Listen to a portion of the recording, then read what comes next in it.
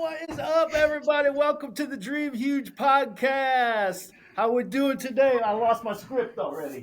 Dang it, I'm so excited. We got a bona fide celebrity on today, folks. Everybody, we're excited for this one.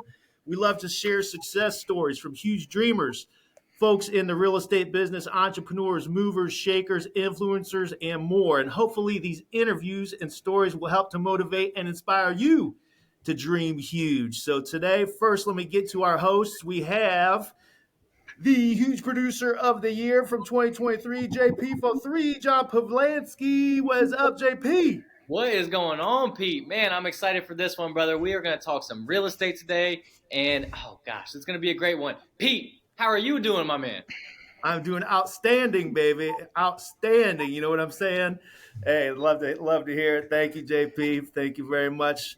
Over to our other host today, Justin Bigelow. Biggie, the 3-time champ. What is up, Biggie? Hey, I'm just pumped that we got a bona fide celebrity, the man, the myth, the legend. I got Ricky Carruth right here. Real estate royalty, Ricky Carruth himself. Ricky is, like I said, we got a celebrity in the house today. He is a real estate broker, investor, and coach. And just to put a little perspective on it, has over 257,000 followers on Instagram alone, folks. On Instagram alone, over 257,000. So super busy guy, super successful guy. And thank you for taking the time to be on the Dream Huge podcast. How are you today, Ricky? My pleasure, man. I don't think I can match the energy with you guys, man. Y'all are over the top. Yes, love to hear it. Love to hear it, man. We do bring the high energy on the Dream Huge podcast. So welcome, Ricky Carruth. Thank you, Mr. Justin Bigelow, for setting this up. I know you and Ricky are buddies from several events that you guys have done, that you have went to his event a couple of times down in Alabama. So Ricky, just jump right into it, buddy. Tell us a little bit about yourself and what it is that you do. Oh, absolutely, man. Yeah, I am down here in LA, Lower Alabama. We, we get down. People don't know about us. They don't know about LA. It's right on the beach, right? So we're really in Florida, honestly, right on the Florida-Alabama line. And I lived like all over Alabama. Really, we got down here on the beach when I was in like 4th grade, and my dad roofed houses, and so I got into that when I was a teenager. And I'm just like, let me work. My dad got me on a roof when I was 12 and showed me how to nail shingles, and I was like, all right, back out of the way. Let me get to work here. And that's where it all kind of started, honestly. Like watching him grind, to make money, to pay the bills. I just kind of took notice. It just followed right in line with, okay, this is how the world works. You work and then you get rewarded. You make money.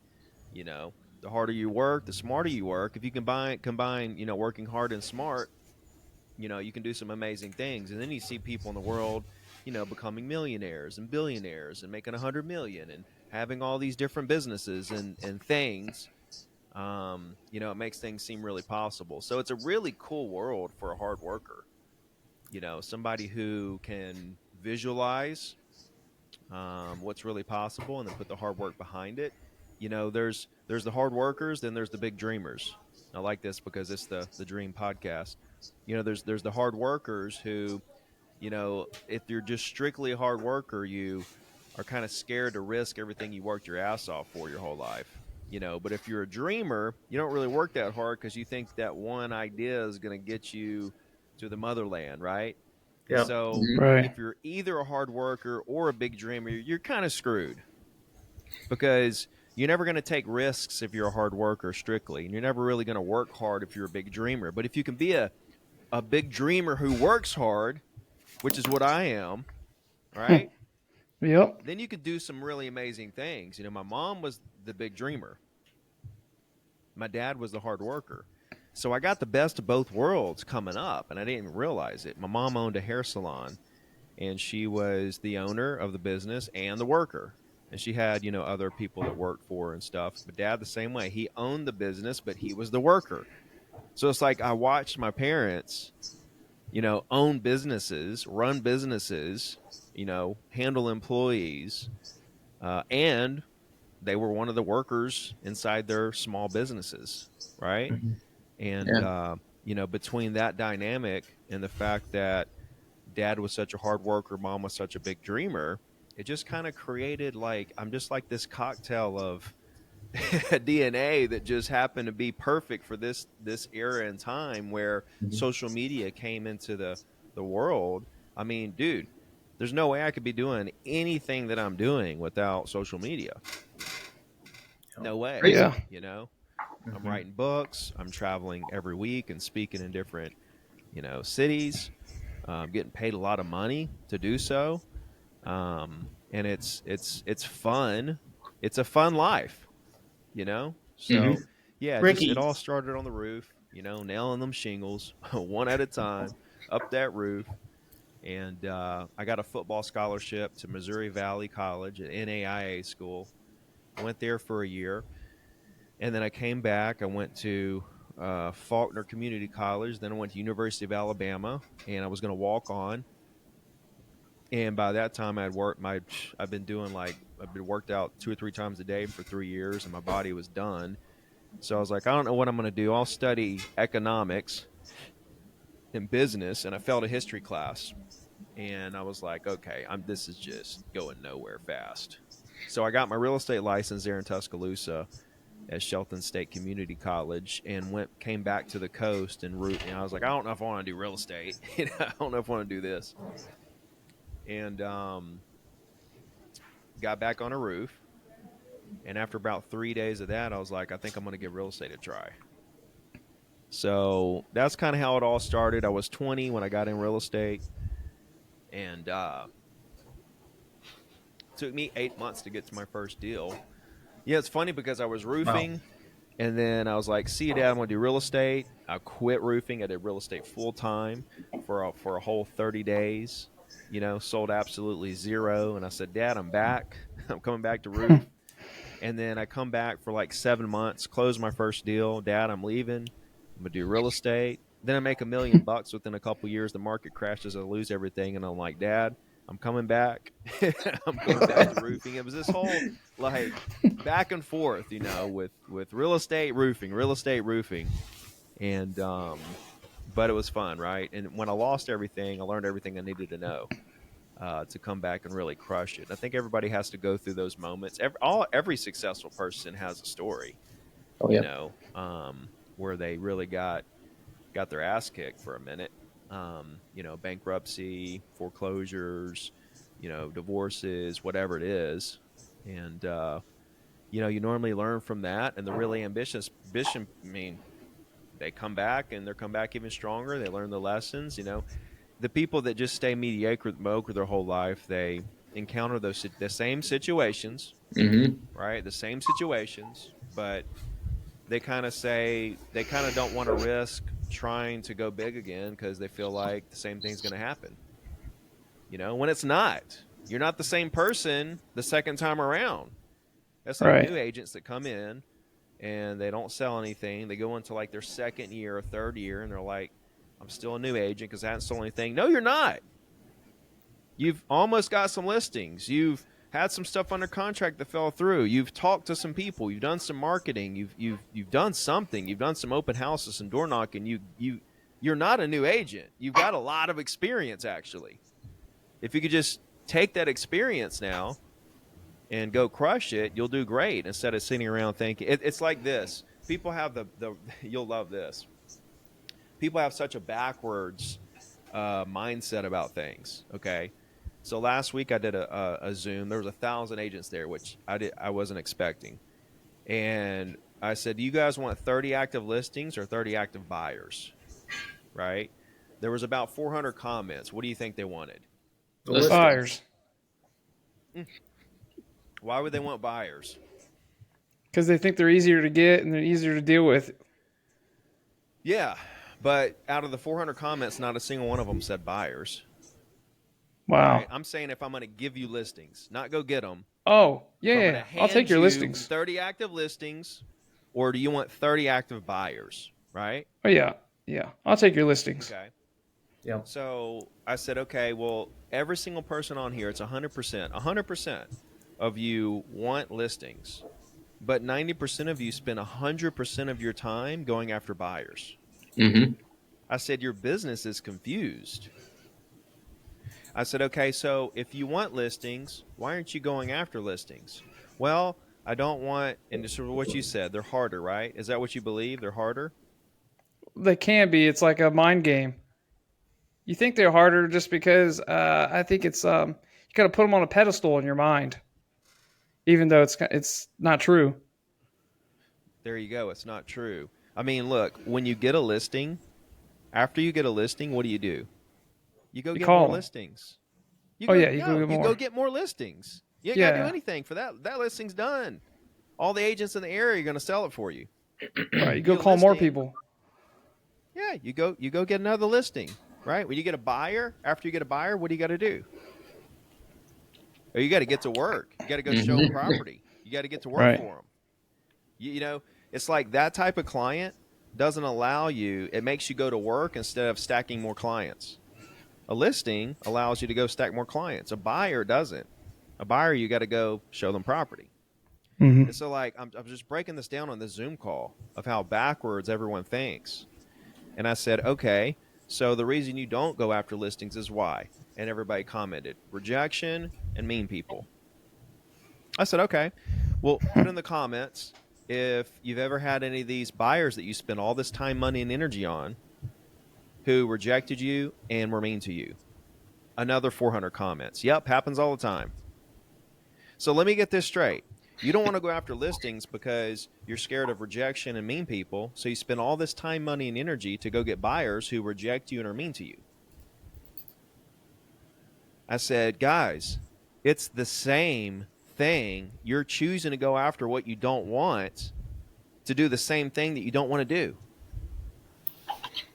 So it's the same exact thing. We put ourselves in these situations where we lie to ourselves about what the situation is when it's so far from reality, it's not even funny.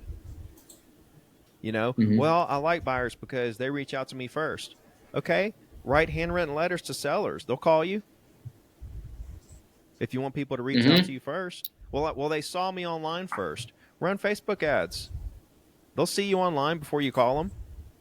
You can run ads directly to the property owners you want to do business with. It's just it's a weird thing, man, that with agents, super strange.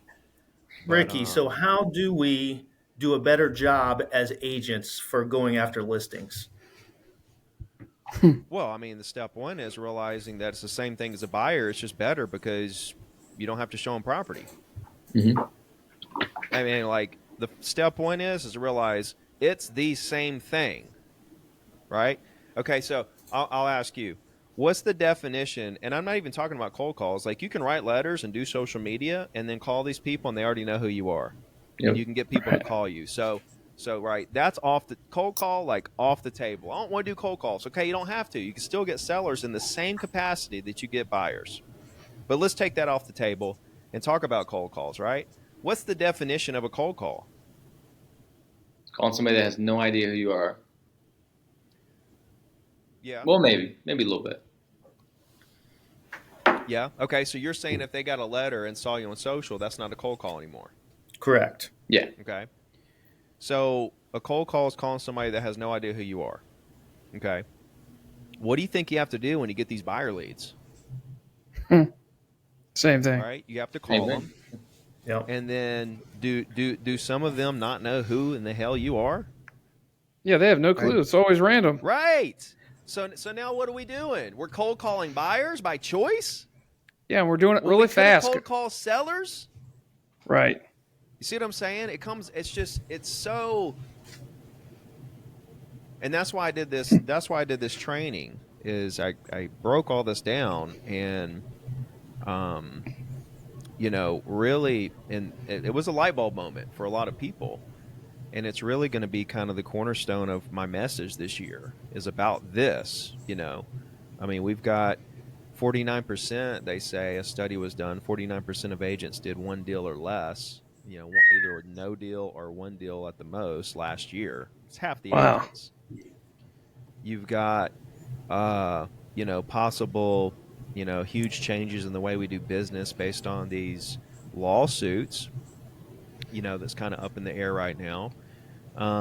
Which, honestly, being a buyer's agent in the future, when the buyer pays you to do so, may be a real thing.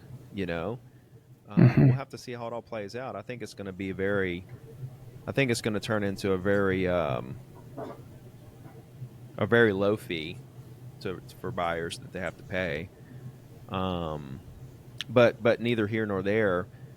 Like, everything points towards listings, and I've never turned down a buyer, not a single buyer. It's just I only get the buyers who sold something with me, who are rebuying, who are reached out about one of my listings, or was a referral or sphere of influence or something. All right, I never got leads, so like I didn't get a whole lot of buyers. I'm able to work with all of them because I don't get that many, and I focus on listings, where 80% of my deals are listings. I mean, it's the ultimate leverage. I can do 100 deals a year like that. So what you can do to go get what can you do to go get listings? First, you have to realize, okay, how does a seller choose their agent? So you just kind of reverse engineer it, right? Yep. How does a seller choose their agent? Well, there was another study done, and the study showed overwhelmingly that sellers and buyers, well, first off, they normally go with the first agent they talk to, right? Which is important, which is an important stat. And the next thing is that overwhelmingly they chose an agent who was a friend in the business with a great reputation.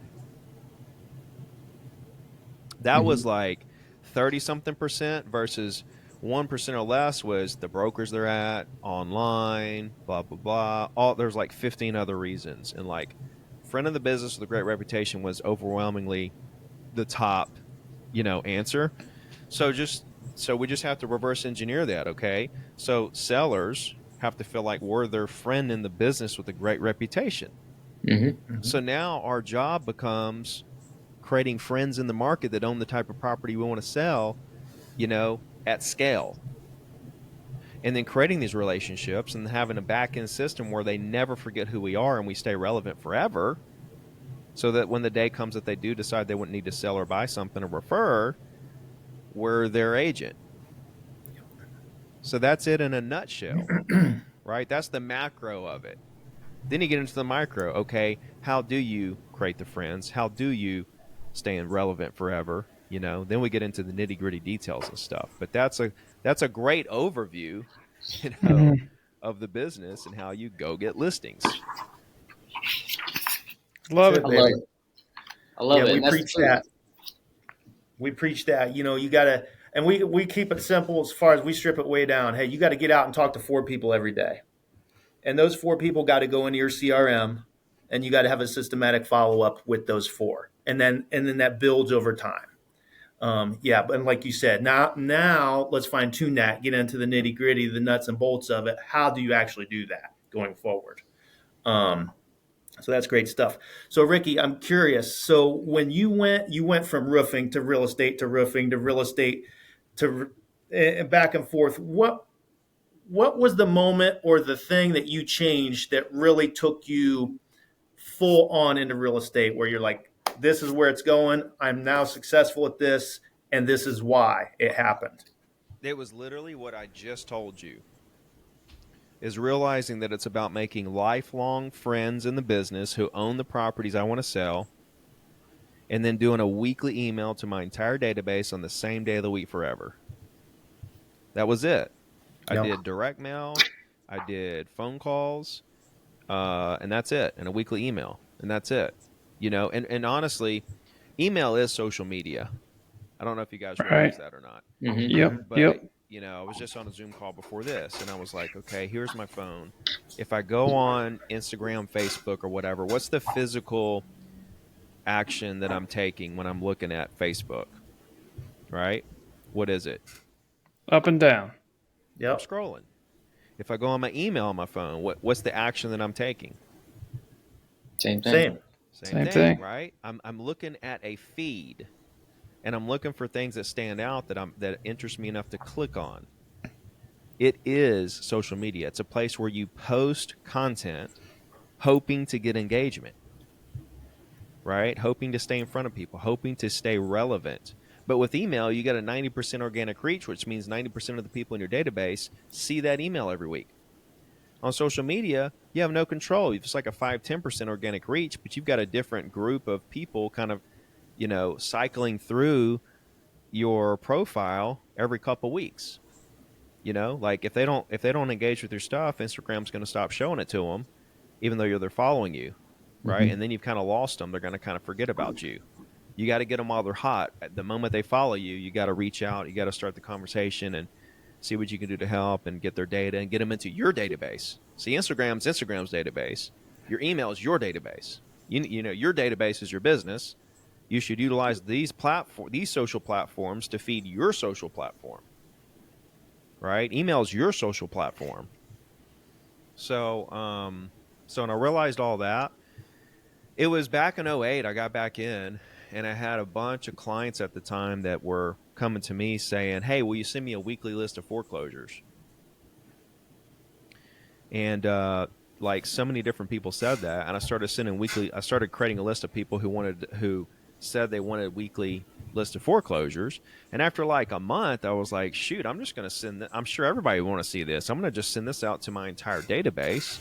So I started sending out this weekly list of foreclosures with other market information too, little self-promotion, whatever. And then over the years, as the foreclosures went away, it just kind of morphed into the weekly email, which is just, my opinions on stuff, market information, new restaurants, whatever. But yeah, once I realized that, in the first half of my career when I lost everything, I lost it all because I was just trying to close deals and I was not trying to build lifelong relationships. That's great when the market's good, but you won't make it through market downturns or the down cycles. The only thing that makes it through every single market up and down is having lifelong relationships in place and maintaining relevance with those people forever. Then it doesn't matter what the market does. And that's right. What I, when I lost everything, I was like, okay, I'm one of these guys. Once you tell me something one time, that's it. My dad told me how to lay the shingles like once. You just tell me one time. Anything I did once. Same thing here. When I lost everything, I was like, okay, got it.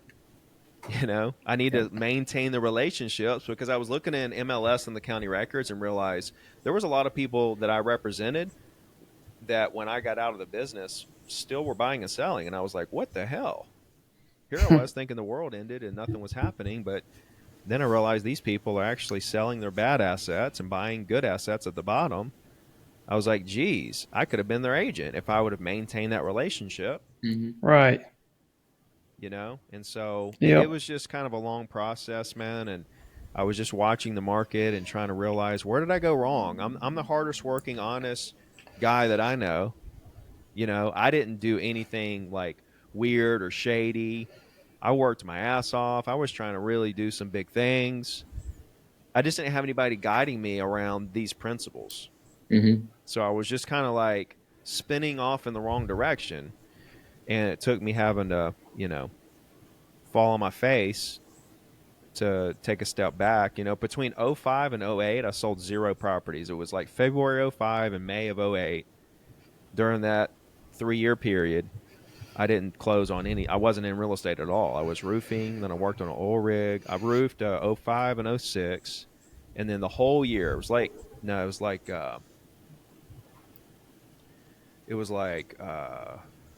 April, I guess. April of 2007 to April of 2008. I know it was 12 months. And I remember that I got laid off from the oil rig, and it was like a month before I had my first closing coming back. And I remember I had to borrow $500 from my dad that week before that closing just to kind of slide by until that deal closed. And then it was off to the races. I closed on 2 on the same day. And then I was just like laser focused, from that day on until I was at 100 deals a year, which happened in 2014. So, and you've been consistent with 100 deals a year, and that's, correct me if I'm wrong, that's putting over $1 million a year in your pocket just off of sales commissions, correct? Yeah. So In 14, it was about 600,000, right? And then as prices continue to go up, by 2017, those same 100 transactions equaled $1 million. It's like 1.1. And then I continued to sell 100 properties here all the way till 2021. 2022, 2 years ago, which is crazy to even say like that it's already been 2 years. But Yeah. in March of Yeah. 2022 was the last day that I listed or sold anything. I handed everything to my dad. The only hand I really have in the business is I continue to do our weekly email. That's just something I'm not going to let go of. I do our weekly email, and he pretty much gets all the calls now. But if I get anything, I just funnel it to him, and he handles all the. He does. He's still real. He's still doing all the real estate agent stuff, listings and sales. He loves it. He wants to do it. He's almost 70. He wants to knock himself out.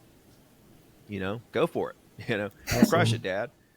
Um, but I love what I do. Which is helping agents triple their volume. I can sit down with an agent and, within about 15, 20 minutes, I can identify where they're going wrong in their business, what they need to be doing, what they need to eliminate to really double up.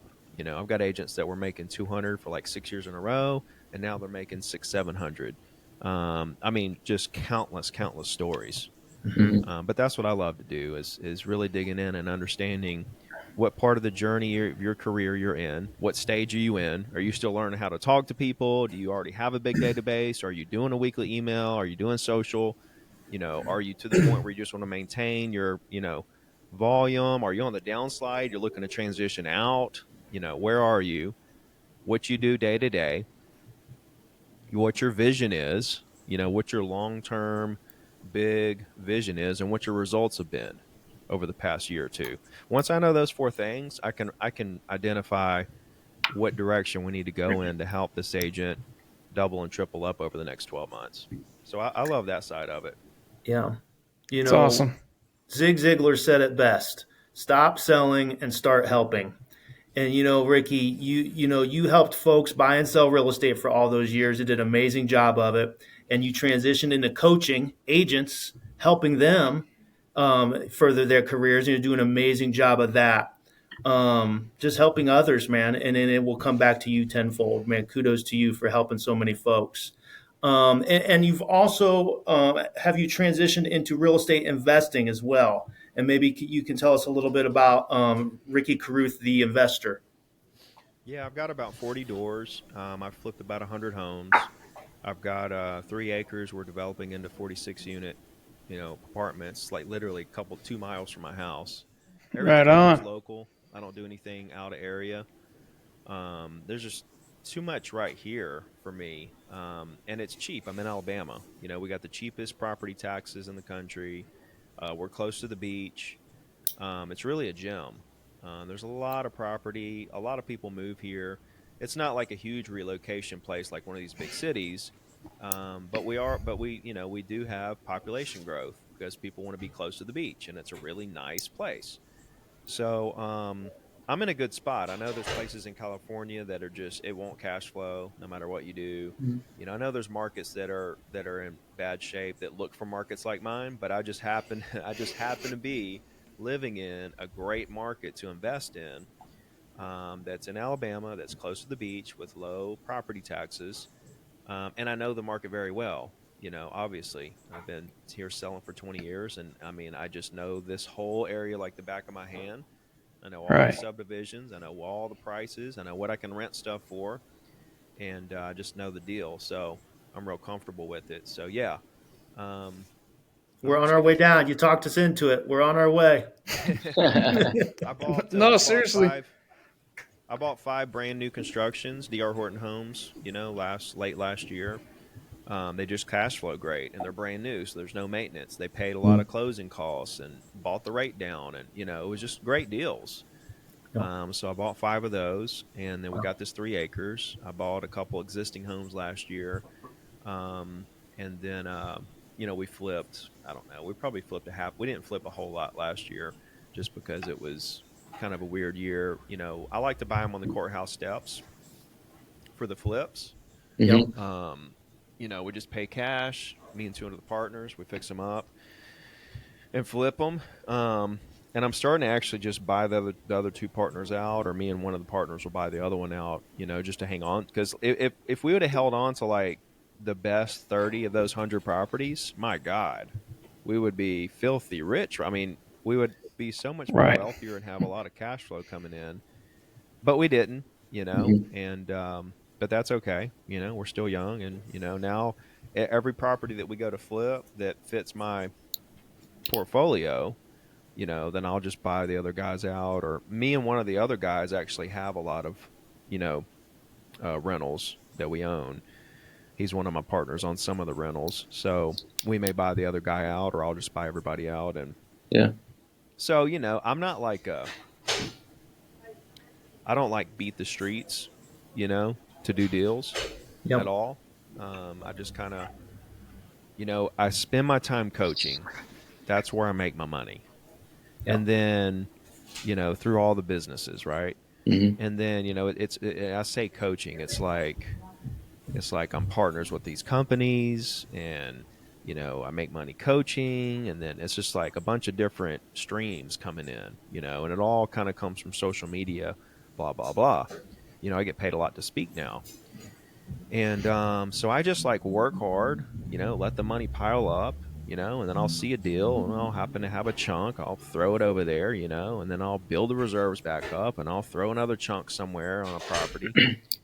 So I'm not like in a hurry out here trying to buy 1 million properties tomorrow, but my goal is to buy a property a month. But with the doing the development, that kind of came out of nowhere, and it was totally my idea. I saw the property and I said, I want to try to do this, and closed on it, and it's 46 units, so there's 46 months. If I want to just focus for the next 2 years on just trying to get that built, then we'll see. But yeah, So, do you ever have time to? Here's the thing with it, with investing. Not everybody can transition out of being an agent to become, I don't like to refer to myself as like an influencer, but let's just say influencer, because that's kind of what I am on a very micro level, in terms of real estate agents. Not everybody can transition from being an agent to being a social media guy, right? Influencer, building businesses online. Not everybody can do that, okay? Everybody can go buy real estate, okay? Absolutely. Everybody can go buy real estate. So like towards the middle of last year, I said, I'm going to buy a property a month, and in 5 years, that's 60. I've already got 40. That'll be 100. If I spend the next 20 years paying it all off, and the property values double in 20 years, which, let's face it, that's kind of conservative for a 20-year run, right? Say they're worth $500,000 a piece in 5 years, and they double it where they're all worth on average $1 million. Well, I got $100 million worth of real estate paid off, in 25 years from now, right? Bringing in several $100,000 a month, right? Anybody, I'm not saying anybody can go out and buy a property a month. I'm not saying that part, but go buy one a year, go buy 2 a year. Anybody can do that. And if you look at the long term of how it could actually play out, because some people are like, I don't want to get in the market because the prices may go down. Well, who cares if you're buying it to hold it for 15 years? Yes. Right. I mean, inflation is going to continue to do its thing. Even if prices stayed the same, and then you just count for inflation, your rent, and it's like you're protecting yourself from inflation, because the value of a dollar goes down, but the value of assets go up. When inflation happens, dollar goes down, assets go up. So why not have all your dollars in assets, to kind of protect yourself and hedge yourself against, the inflation that is going to happen, whether it's 2% a year, 5% a year, 10% a year, protect yourself from it. And God help us if we have one of these hyperinflation, reverse crash type situations like some of these other countries have seen. Yeah. Jesus, it's just wild. But on the flip side, you can't control those situations. If something happens with our government that causes this to happen, where we print a ton of money or something like that, you're going to wish to God you owned a ton of real estate. Right? Because that stuff's going to skyrocket, and you're going to be fine. So that's the way I look at it. It's something to dabble with on the side. It's a long term thing where I feel like I know I can be worth $100 million in the next 25 years in that area, Yeah. and that's on the low end. Yeah. Yep. So we're in kind of a woo. That one gets me Woo, Ricky! jacked up. we're in a very similar market. I feel like you are that you are, Ricky, in terms of we call Ohio, we call it cash flow Ohio up here. I mean, we've got a lot of opportunities for investments, and the thing I love about working for Pete and Pete being our broker is that he pushes it on us. He pushes it on us. He pushes us not to just be agents, but he pushes us to be investors as well. So my question is, I don't know if you exactly said when you started investing, but when did you start that investment journey? And then also, are you pushing this to your agents as well that you're training and you're coaching, or is that something you haven't really dabbled in too much with those guys? No, I definitely talk about it. I throw it in there, I rotate it through the mix of topics. Um, so actually, one of the reasons I lost everything back in the day is because I was flipping houses, using interest only loans for loans I should have never been approved for. That was one of the things that took me out financially. I mean, if I understood relationships over transactions and lifelong relationships, then I still would have been able to sell properties and still make it through. But that wiped me out because I had to, I hung on to the property as long as possible, paid mortgages, and then eventually foreclosed on a few. So that was the beginning of the journey, was kind of flipping properties through that and getting hurt really bad. And then when I came back, I was like, I'm not doing that flipping thing anymore. And so I started buying rentals. I bought a duplex. I bought a condo where I lived in, and then I rented it out. Actually, I bought it in 2010 for 68. I sold it last year for 190, and I owned it. I paid, I got a loan but paid it off in like a year back in the day. Well, it went from 68 to 190, and I sold it and took half of the money. I took 50% of the money and 1031 that thing into two of these brand new construction homes. So literally took a $68,000 investment, rented it out for 10 years. Did make much on the rent. It wasn't like a huge cash flowing asset, but then I flipped that into these two homes that are cash flowing like crazy. I'm making like 500-600 a month, net, a piece Nice. on these things, right? So basically 68,000 that I invested 10 years ago turned into two brand new construction homes that I didn't put a dollar into because I took that money and just put it in there, that pay me, let's say, a total of $1,000 a month right now. So I took 68 grand, turned it into two brand new construction homes in 2023, paying me $1,000 net. So now 68 grand is paying me 12 grand a year, which is whatever, 10% or whatever that is. No, it's 20%, 20%, something like that on that 68. But now I got two homes that are going to appreciate together, right? And rents are going to keep going up, right? And they're paying themselves off. That's the net is the net, but like it's also on top of that paying itself off for me, right? So it's just like, yeah, it's just crazy. Me and my buddy bought a condo. We put like 60 a piece into it. Bought it for bought it for 270. Sold it, that was 2019. Sold it 2 years later in 21 for 410. So we 1031 that into a commercial property for 450. Okay, rented it out for $4K a month. So we had a loan on that condo, so we had to put a little bit more cash up to close on the 450. Commercial property, but it's a commercial duplex in a great part of town, right? And we own it free and clear now. It's bringing in $4K a month. So we took 60 grand, and like we could take out a mortgage on that, get all of the cash that we invested back out if we wanted to, and it would still pay me personally $1,000 a month because the mortgage would be about $2,000 a month, and we make $4,000. So literally, Right. I could literally take all the money that I invested into the condo and the building and everything. Get my 150 is what we put in, 150 back out because the rest was equity that we gained through the condo that we 1031, right? So the actual cash we put up was 150 a piece. We could take that out. That's 300 on a 450, right? We could take that 300 out, get our cash back. The loan, the mortgage would be $2,000.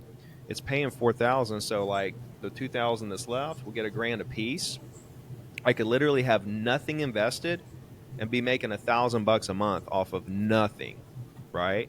And still own the property, watch it appreciate, etc. I mean, these are like just a few of the crazy stories I could tell you about duplexes I've gotten that I still have, fourplexes, all kinds of stuff that I could tell you. Infinite returns. Yeah, they become infinite returns at that point. It is. Yeah. It is. You know, people won't buy a house because they're like, I'm only going to make $200 a month off this. And I'm like, bro, listen to me for a second, okay? It's 200 plus whatever it's paying off the loan for you, plus it's appreciating, right? What's it going to be worth in 5 years, in 10 years, right? If nothing else, just let inflation do its thing. Plus, it's going to increase in rent. Maybe it stays flat for a couple years, but it will eventually increase with wages going up, inflation going up. It's going to happen, right? Right. And so you have to think, man, this $200 a month that you're making cash flow in this house turns into, at some point down the road, infinite returns, because you're going to end up selling it, 1031ing it into something where you get all your money back, and then you're making $3,000. Like, it's insane what you can do, you know, long term. I don't love the flipping side of the game, right? We'd still do it. You know, we bought one today. We're going to flip. We have one on the market that we're flipping. Those don't really fit my portfolio. So I'm like, yeah, let's knock ourselves out. You know, let's go flip it. Awesome. You know, it's just something to kind of do on the side with money. You know, common theme, Ricky, with a lot of real estate investors on here. You know, a lot of us have started with flips, and we move towards buy and holds. And we still dabble in the flips. Yeah, absolutely. But yeah. And isn't that a common theme, guys? Oh yeah. Yeah. Oh, yeah. You think about flips, and you think about you flip, and the money that you make, you pay taxes on right then. You know, it's capital gains. It's not even income taxes anymore. Now you're paying capital gains on that, short-term capital gains on top of that. Whereas if you held it, you know, and people say you don't make money when you like buy and hold. Yeah, you don't make that much money like day one. Right. But you make way more money, like crazy amount more money when you hold that property for 5 or 10 years. Yeah. You know? Yeah. I gotta say, me and Mark, Pete, you haven't even known unless Mark already told you. So Ricky, I am buying one of my own listings. It's a condo. We found out there were some issues with the HOA and it's scaring everybody away. And so it was listed for I listed for 150, knowing what I knew when I listed it. And then I found out some information and I'm like, okay, let's make an offer. And we got it for 55 and it's worth 160. And so we're going to fix it up. We're going to rent it for hopefully like $1,600 a month. And like you said, we're going to have infinite returns because we're going to go refi it out.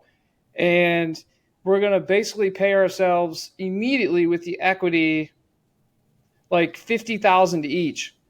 So this is like our best ever. So yeah, I bought my own listing. What was that? What are you going to do with the 50,000? So the 50,000 is the form of the equity. No, I know what it is. I said, what are you going to do with it? Oh, we're going to buy it. You're talking like, I guess buy 50,000 out. Yeah, so we're going to buy it for 55. We're going to put like 20 into it on the rehab, and we'll get a loan for like 105. So like 25% of the ARV, it's like 160. And so when we do that, we'll have a good like 40% equity in the property. And then it's only going to appreciate because this is like one of the great locations of town.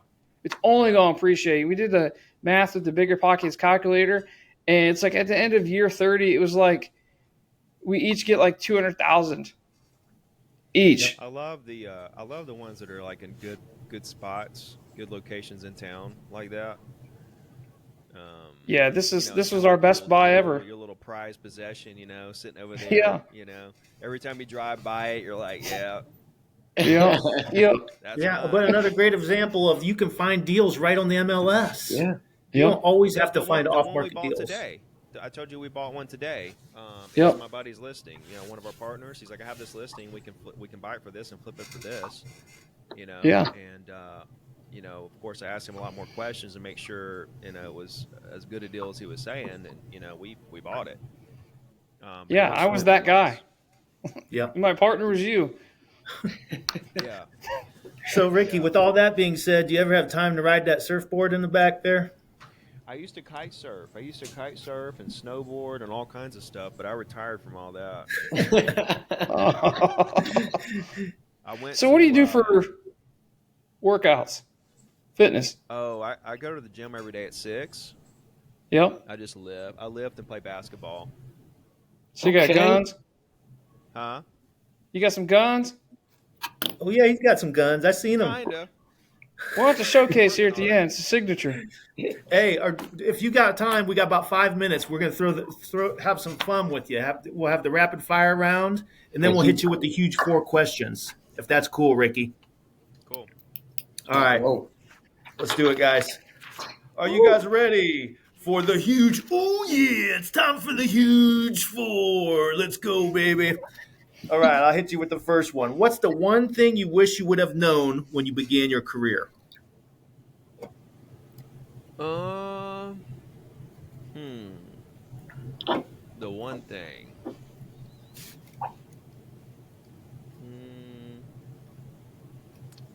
I guess if somebody would have told me, quit trying to close all these deals, and just try to like be friends with these people forever. Mm-hmm. You know, but like when I lost it all, I don't know that I would want to change any of that, because that really Right. made me learn. There was guys that were like, I was in my mid-20s. There were guys that were in their 40s, 50s, and 60s right next to me, losing it all, just like I did. Partners of mine. I was like, oh my God, I would hate to be 60 going through this, having to rebuild, in my 60s and 70s. I mean, they lost everything. So I felt real fortunate to go through what I did in my 20s, but still, like the relationship thing, treating people like they're your mom or dad. Like when I Right. go to a listing appointment, I'm like, if this was my mom, would I bring a listing presentation? No. Right? So why am I bringing a listing presentation for my prospect who I want to pretend like I'm treating them like family when I'm really not? Right. Relationships over transactions. Ricky Carruth, baby. Do you have that trademark, by the way? Relationships over I transactions. thought about trademarking it, but everybody knows I came up with it, so It's you, right? That's your brand, baby. It works. All right, JP. Oh yeah. What was your biggest failure, and what did you learn from it? I think we just covered that. biggest failure. Yeah, I mean, but like, could you blame me though? Like, I was like 22. No. Didn't know. I was like, dude, I made $1 million, and then I'm like, let me flip some houses and make more million. Like, you can't Living the dream. blame me for making those decisions. It wasn't like I was blowing it at, the casino or doing some stupid stuff. The golden rule all growing up was buy real estate. Yeah. That was a golden rule, right? But I didn't know that there was a right way and a wrong way to buy real estate. I just knew buy real estate. So I'm thinking like buying all these houses and flipping all these houses and getting all these interest-only loans was like, I was like, I'm making the right decisions. Little did I know that the market could crash like it did. And if I owned all those properties free and clear and had a backup plan of, hey, if I don't sell these, I'll just run them out, then I would have been fine. But when I had mortgages that were interest only for almost 100% of the loan, whereas the rent probably couldn't even cover 70% of the loan, that's not a good situation to be in. I see people getting in those kind of situations now. You know, with some of these properties and stuff. So a mistake would have been to have a backup plan for my investments. Whereas, okay, here's worst. I never looked at worst case scenario. I should have thought, what's worst case scenario? Here's what happens if what I want to happen doesn't happen. Right. Yeah. you know. All right, number 3. What are the best resources that have helped you along the way? Um, Honestly, man, there's two types of education. There's a type of education you get from podcasts and books and speeches and events and meeting people and learning from other people, and then there's the education you get from your own experiences. Mm-hmm. And the problem is people go out there and they think they know it all because they've watched a bunch of YouTube videos and talked to a couple successful people, and they feel like now they're just going to crush it. But they're missing the other part of it, which is they've got to go out there and fall on their face and have those experiences to really learn what it really takes. You can only get so far with learning from other people, Mm-hmm. So I Yeah, think I can relate to that because yeah, I felt I like, mean, when am I going it's, to crash? What huh? is this the crash? It's like I've had a couple moments where it's like, is this the bottom? Is this the bottom? It just Like kind of, and then I last go year. up. Last year, like 4 years ago, it's happened a couple times. Like, is this the bottom? And I think what I just went through last year was the freaking bottom I think because so, I yeah. acquired wisdom. hmm Yeah, I had a post, dude. This post went viral this weekend. It was just a tweet that I posted, and I was like, "Congratulations to all the agents that made it through last year and are still in Yeah, business. You made it through the worst year of sales in 30 years. Like yeah, congratulations." I had like 5,000 likes, um, which is really good for my page. Last year, I mean, it was worse than 2008 in terms of number of deals. Hmm. It was worse since '94. And so for Oh, the people that are out there still, I mean, there's people that actually like grew their business last year. It's amazing. yeah. That's John, freaking right in JP, the middle. amazing. yeah. John. You JP know, grew. and it's just really cool to see. How this time around, what I think part of it is, honestly, is that in '08 there wasn't a whole lot of like education out there like there is nowadays, man, on social and YouTube and podcast.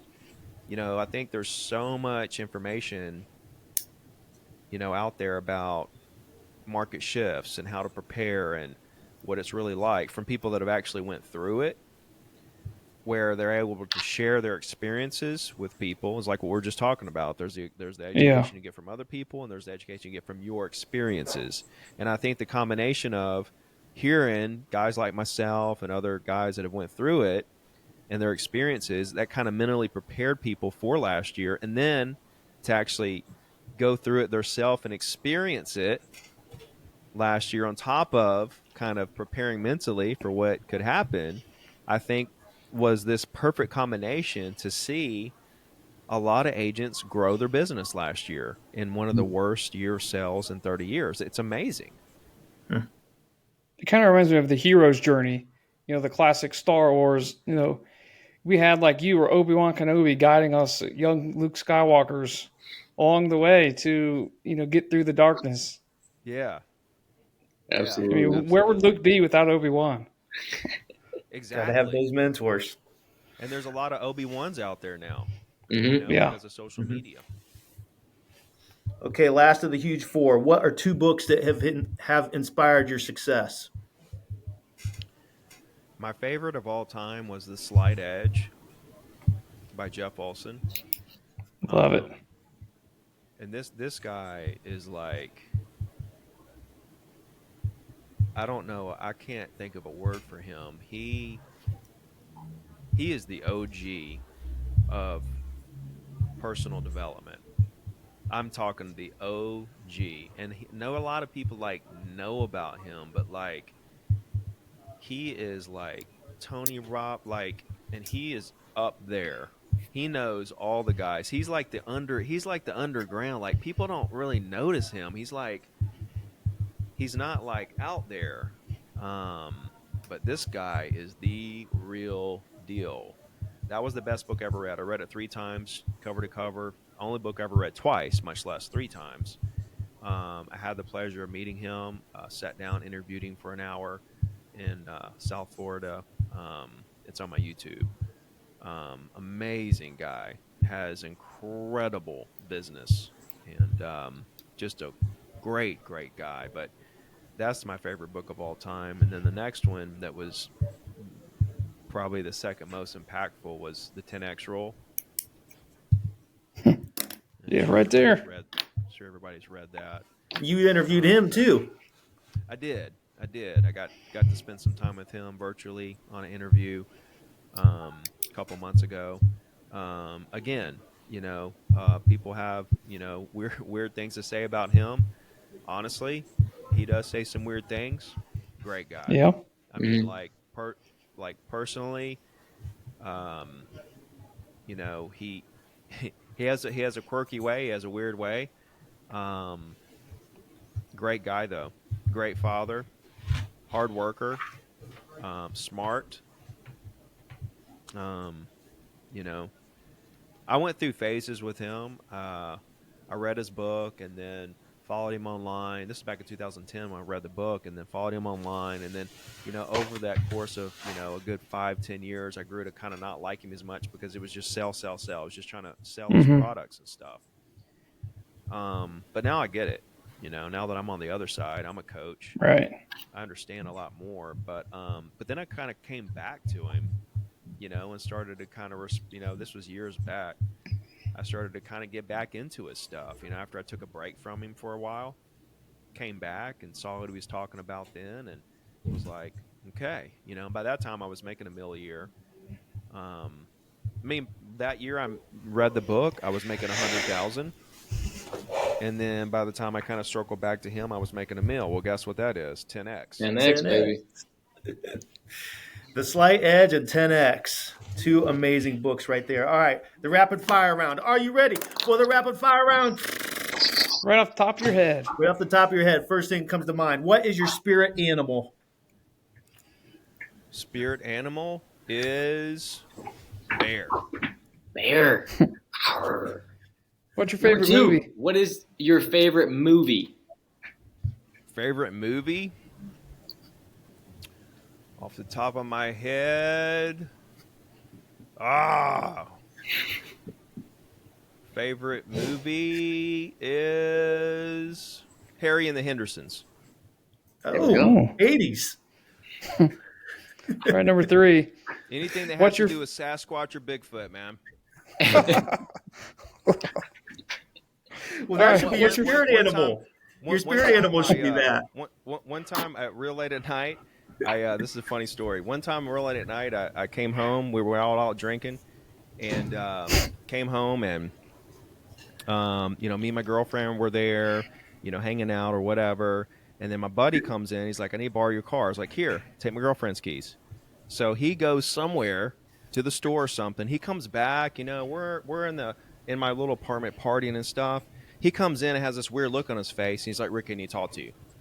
He's like, "Bro, I just wrecked your girlfriend's car." I was like, "What?" Right? And so I go out there, and her car is literally in the ditch, like this, Oh my right? gosh. I don't know what happened with me at all. I don't know where this came from, but I literally just reached right down where I was, picked up this bush that was growing in my front yard, ripped it out of the ground, and beat this guy with the root ball of this bush. Right? So I'm beating this guy with this bush, like the root of this bush. Dirt's flying everywhere. Wow. And his buddy was there, and I was like, "Shut your mouth, dude." He started running. I started taking off after him, and people heard me like scream, like roar, like that and stuff. And forever, people were calling me like Bigfoot and stuff because I beat this dude Wow. the root of a bush. Yeah, and I have to say, we went to your event last year, and you were much taller than expected, so I can see that. Yeah, You got the height. yeah. I'm 6 foot, so I'm not like a Yeah. skyscraper, but I'm gonna give somebody a big old bush whooping someday, man. A big old Ricky Carruth I bush don't know whooping, what man. happened.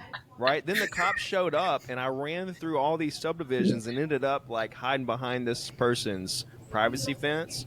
And it was February, dude. It was like 0 degrees. I had no shirt on. It was crazy. Wow. No socks or anything. So I waited them out for like an hour or so. The cops were looking for me. Finally, I just had to go out there, and there they were. And I was like, I'm just going to tell them I didn't mean to and see what they say. They took me to jail.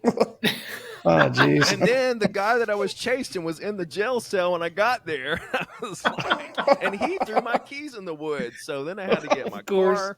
I had to buy new keys, get her car towed. They towed my truck because it was parked where it wasn't supposed to be. It was a bad night. Oh, wow. That was a mess. And then after that night, you quit drinking. Actually, let's see. That was about 3 years later. Yeah. Actually, this March 30th or so. March 30th will be 10 years. Wow. Very nice, man. Good stuff. Or a sip or anything. No drugs or alcohol or anything, which is crazy because I never went to rehab. I never went to AA. And I actually tried to quit for years before that. But this one night I really hit rock bottom with all that. And I was like, oh, okay, if I wake up, I'll never do anything again. And I didn't. It's been weird, honestly. I can't believe like the no urges and, how I just turned it off like that. But thank God, because I wouldn't have started writing books, doing videos, right? Like I probably wouldn't. I know I wouldn't be alive. I definitely wouldn't be free. Mm-hmm. Yep. Inspiring. Much more productive. Love it. Okay. Well, see, that's what happens with the rapid fire round. Sometimes it's not so rapid, and we get some amazing stories like that. Love that, Ricky. Yeah. Okay. Biggie. Yeah, I think we were on favorite movie. Oh no, we did. Nope. We did favorite food. Favorite food? Steak. Steak. Big old juicy steak. What do you do in your spare time? Spare time? Play with my kid. Play with kid. If you could have dinner with anyone, anybody, Gary B. Alive or dead, who would it be? My grandma. Shout out grandmoms. Love it. And then the last one, what's your go-to karaoke song? Karaoke song? Mm-hmm. Oh, yeah. A little bit of Ricky Rice. Cold beer on a Friday night. And I don't even like country, so. Pair of jeans fit just right. Just right. In the radio. And I was drunk as can be one night, and I let that one go. And everybody was like, damn, you can sing, man. And I was like, are you kidding me? Yeah. That's like a Halloween party we just had. I don't know if you're just saying karaoke. So. Well, we got two more. Yeah. What is something you fear? Yeah. What? Something you fear. Something I fear. Not reaching my full potential. Love it. And last but not least, what is your greatest accomplishment? Greatest accomplishment? Being a father. That's a common one. On the podcast. Yes, sir. Absolutely. Any final thoughts, Ricky? Dude, I don't even know how. Like, I don't even know where we are in this conversation, man. You guys just we're just talking. Yeah, you just took it there. So I don't know. I don't know where to take it from here. But you can't really top where we are right now. So sometimes it's hey, I learned something new to leave on top. That's right. I've been following you for 6 years, and hey, I just learned something new. Thought I knew everything you would say and everything else. So that's cool. We want to see a reel that has to talk about the Alabama bush beating. What did you learn, Justin? Oh yeah, just kind of personal stuff. The Sasquatch thing and the bush, and oh yeah, man. Yeah, I knew about the investment stuff. Huh? I knew about how agents should be in investors, and yeah, I pretty much knew all of it. I follow it every day, so dude, I'm just glad you're out there. I'm the same on Instagram, on stage, in person, on a podcast, on the phone. Right. I probably cuss a little more when I'm not on. Oh yeah, I remember that event. What's that? I remember the event from last February. down at your Yeah. office Where? or at the country club. Oh, yeah. Yeah, yeah, that The was fun. you talking about the workshop? Yeah, Okay. yeah, I it didn't was like remember you were February there. 14th. Yeah, Yeah. I was there. I got a picture. I mean, you see so many people, I can see how faces don't Yeah, stick. I just And I didn't remember you were yeah, there, but I want to do that again. You think I okay. should do that again, like in the same place? Yeah, the same. It was cool. It was nice and calm, and you were there and live right there instead of seeing Yeah, on video all the time. yeah, It's always cool. Like star power is a real thing, which is cool to get you on here and everything because to see someone that you follow and actually see them in person and be the same person, there's is real power. yeah, It makes yeah. you I was thinking believe about and do things. that was a real easy event to do because and like I did it myself. I just told the clubhouse, hey, let me rent that out and do some lunch and Yeah. breakfast and stuff, and Yeah. I'll be there or whatever. So That's it's a good easy for me to put that excuse. thing together. I'm probably going to do another one like that in the same spot later this year. Love Okay. it. Hey, It's a good Ricky, excuse to come down there. yeah, Ricky, how can folks contact you and follow you? And give us a little intro to what your coaching may cost if someone wants to get started on that. So the best place is zero2diamond.com, just zero2diamond.com. And it's actually a platform that you can DM me on and so forth. But that's the coaching platform. You can join for free. You can get the free scripts, email templates, business planning, access to all the members on there. We've only been open for 6 weeks and there's already 8,000 members there. And then that's the bronze, and then silver is the paid version, which there's about 500 there already. It's $100 a month. So we do a group call every Monday. We have a listing challenge. We keep up with everybody's listings throughout the month. We give prizes to the top 3 listing agents in the group, and it's just we're going to continue to build that out. Today we're doing. Last week was for sale by owners. I made live calls the week before. Today I'm doing how to break into luxury. Um, I'll probably do investing, next week because I haven't hit that with the group yet. So it's just great, man, because that's exclusive content. It's nowhere else. It's not on YouTube. It's specifically for those people in the group. You get to ask questions and everything else. And then I'm kind of thinking about doing like 30-minute calls for $600 because so many people want to do one-on-ones. Because like I was telling you, I can sit down and like 15, 20 minutes, I can tell you everything you're doing wrong and help you kind of restructure your business. So I'm thinking about maybe doing that. Maybe when I go speak, kind of throwing that out there and to the people that are in the audience or something. But hadn't really decided if I want to do any one-on-one stuff. I do one-on-ones for a lot of agents, but that Zero to Diamonds more group coaching, and then we're gonna have the next level membership that we think we're gonna go luxury with it. Like get like the big luxury guys, Ryan and Josh and all these guys to do master classes for us Nice. in that section. Yeah. Because we're doing Gold Bar Live in New York, with Ryan Serhant, Josh Altman, and like Tal Alexander and like big luxury agents right on Times Square. So like the Gold Bar name is kind of starting to become this luxury. It's kind of getting synonymous with luxury. So we're like, hell, we'll just, like Ricky's crushing the silver to help everybody get more listings, and then let's make the next level, getting into luxury, because it seems like there's a need for that. I put it out there, and it seems like I'm getting a lot of people hit me back, like, oh yeah, I want to get into luxury, can't wait for the class and stuff. So I didn't know that would be a hit or not, because not every market has luxury properties. Yeah. Right. Right. But I'm getting A some good quick feedback question. on it. So Yeah, quick question. I'm on the silver, so I'll be on the call at 5 o'clock as well. I guess what defines luxury, and you don't have to answer it right now, but like I guess what defines luxury? Because every market's relative.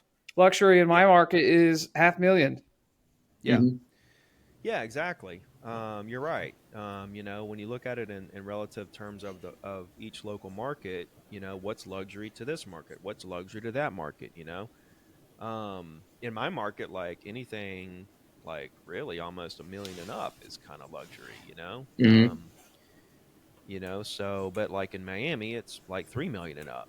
Right. You know, so yeah, you're right. I mean, you could actually define what luxury is in every market, and that's what I'll be talking about on the call. Like, even if you're not in this Cool. high luxury market of $10 million homes, you Right. still have luxury homes in the market, in your market. Yeah. You know, Yeah. even if that means 800 to you or 1.2 to you or whatever. Yeah. So, yeah. And like, what's the difference? You know, I don't think there is a difference between how you treat those people. I mean, they're just people. Yeah, no, But- absolutely. I mean, look, when you get into the New York and the like $30 million properties, okay, there's a difference. Okay. Yeah. There's a little bit of difference in the cadence, in the way that you operate, in the things that you do, in the way Yeah. that you present yourself. So that is a different ball game. Okay. But when you're talking about Alabama, okay, or you know, Ohio, and you know, high-end luxury is $1 million to $2 million. You're right; it's the same game. It's Mhm. the Right. exact same game. It's just a higher price point. Right. So, and honestly, like in New York, where it's a different game, hell, that may be the same game. The $30 million property owner may play the same game as the $1 million property owner in New York. It may just be a New York overall thing, whereas you do $1 million deals in New York. Well, that's not that you're not going to do anything different to the $30 million deal in New York, Mhm. right? So, Gotcha. So that's an interesting, you know, perspective as well. Yeah. Yeah. Agreed. Love it. it. Final thoughts, JP, Biggie. Nope, No. just happy we got him on here. Yeah, man. Happy to do it, guys. I enjoyed this one, man. I'm looking forward to seeing it come out, and anybody watching, hope you guys enjoyed it, and just reach out anytime. I answer all my messages on Instagram. I spent 4 hours Saturday getting caught up on that. So if you guys need me for anything, want to say hi or ask a question, feel free to reach out there. It's a really good place to get me to. At Ricky Carruth, correct? Yep, All right, there you go. that's it. That's Ricky Carruth. Thank you for joining us, Ricky Carruth. And everybody, thank you for tuning in to the Dream Huge podcast with JP, John Pavlansky, Justin Bigelow, Mark Gray, producer, myself, Pete Peterson, and our very special guest, Ricky Carruth. Please remember to review, subscribe, and share. And as always, remember the rules. Work hard, never give up, and dream huge. Dream now we can see huge. the guns, Ricky. Dream huge. Throw them up there, baby. Yeah. Let's go. Let's Yeah, go. Let's go. Thank you, Ricky. Appreciate you very much. Thanks, man. Yes, sir.